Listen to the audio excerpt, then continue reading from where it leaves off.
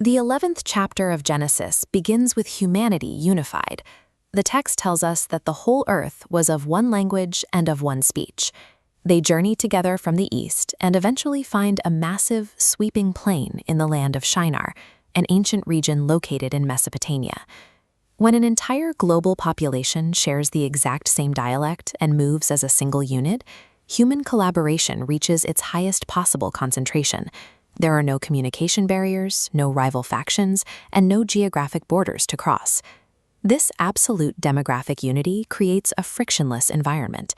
It is the ideal condition for humanity to launch the ultimate empire-building project.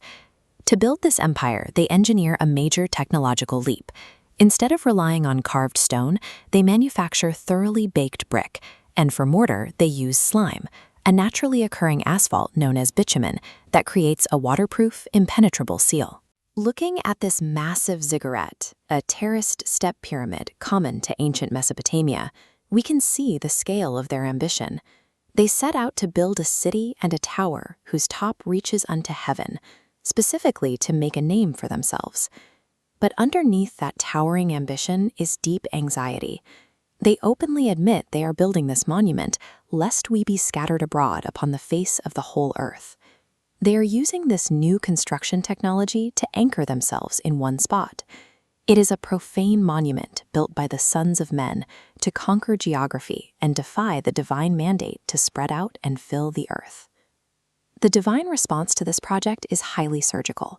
There is no earthquake, no fire from the sky, and no physical destruction of the bricks.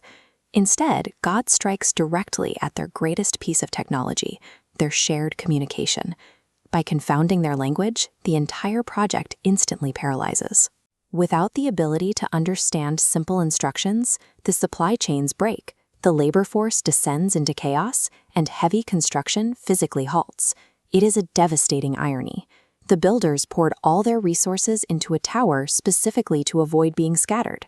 By confounding their speech, that exact project becomes the catalyst that forces them to scatter across the globe. The ruins of Babel are left behind as an unfinished shell. They stand as a permanent historical failure of forced human unification. Immediately following this massive global dispersal, the Genesis narrative does something highly unusual. It drops the story of the scattered nations entirely and pivots to a single specific pedigree. This animated diagram tracks the descent from the survivors of the flood. Notice how the timeline rapidly funnels down, bypassing entire civilizations until it lands squarely on one man, Terah. We are given a grounded physical location for Terah's lineage.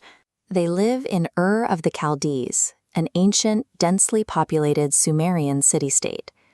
We get an intimate look at Terah's household. He has 3 sons, Abram, Nahor, and Haran. And the text notes a quiet, specific tragedy. Haran dies in the land of his nativity, before his father Terah. The scope of history has narrowed to a fine point. The text has moved from tracking the monolith of humanity to examining the quiet, fragile reality of one chosen bloodline. When you place Abram's newly formed household next to the monolithic builders of Babel, the contrast is stark. Babel had impenetrable baked bricks and thousands of unified laborers. Abram's family is small and vulnerable. The text highlights a critical, defining flaw in this new generation. Abram's wife, Sarai, is barren. She has no child. In ancient Mesopotamia, a barren household is an existential dead end. Without an heir, it is physically impossible to secure a legacy or make a name for yourself. This deeply personal vulnerability mirrors the global ambition that Babel failed to secure. From a purely demographic perspective, this single family in Ur appears unequipped to survive another generation, let alone exert any influence on the world. Yet, this family takes definitive action. Looking at this map, Terah gathers Abram, Lot, and Sarai. They leave Ur, migrating northwest along the Euphrates toward Canaan. But the journey is interrupted. The route stops short at Haran, where they settle, and Terah eventually dies.